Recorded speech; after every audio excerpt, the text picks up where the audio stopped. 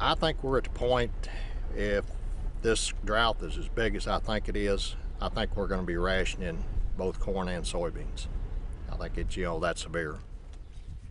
Having owned this plot of land since 1979, Mike Whelan has seen his share of weather fluctuations. There were the droughts of the 80s and last year's water saturation, but this year's heat and lack of rain will be one for the record books. There's what some of them look like. Absolutely nothing. His 1,800-acre corn and soybean farm sits in the middle of what is now considered the worst drought in the United States since 1956.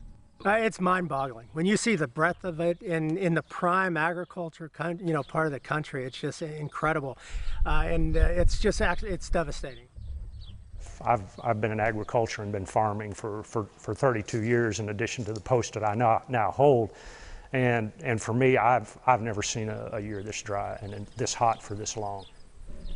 We've went from a start in the spring where we had adequate moisture to get it up, and kind of enough rain to keep it growing, to get it to the point where it was going to tassel, and then the water shut off and the heat came, and went through extreme temperatures of 105 to 108 degrees for a 2-week period, which just totally devastated the crop.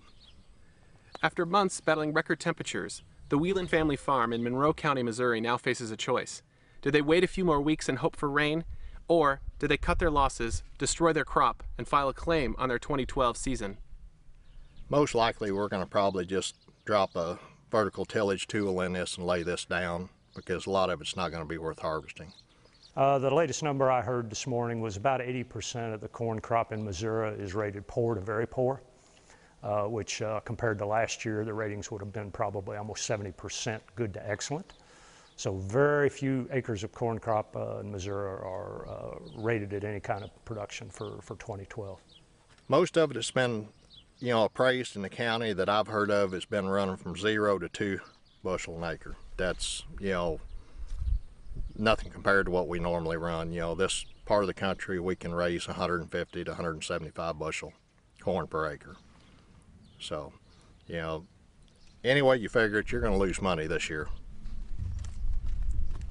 The world was looking at a record crop going into this year in the U.S. And all of a sudden, those forecasts just went poof. They disintegrated with this heat, and that has driven prices up massively in the last month and a half. Corn has risen 40%, wheat's up 50%, soybeans are up 25% since mid-June. I've been told by the local offices they've already been notified of a number of $500,000 claims, and they're bigger than that. They just crossed that threshold. So if these prices keep going up like we're seeing them, yeah, we're going to see some extremely large claims in the Midwest. Mike says he runs about $350,000 in coverage on the farm and currently has about $275,000 in this year's crop. And despite carrying the optimism required of farmers, believes he will have to contact his insurance agent very soon. We're at the spot where we know we need to. And I'm the county commissioner for the whole county here, and I drive all over it, and actually there's spots in this county that are worse than what it is right here.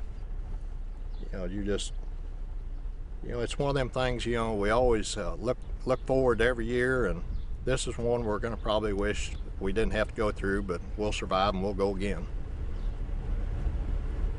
The next 2 to 3 weeks are perhaps the most important time for the Whelan farm. While it seems clear the corn crop is a loss, a little rain might save the nearly 900 acres of soybean.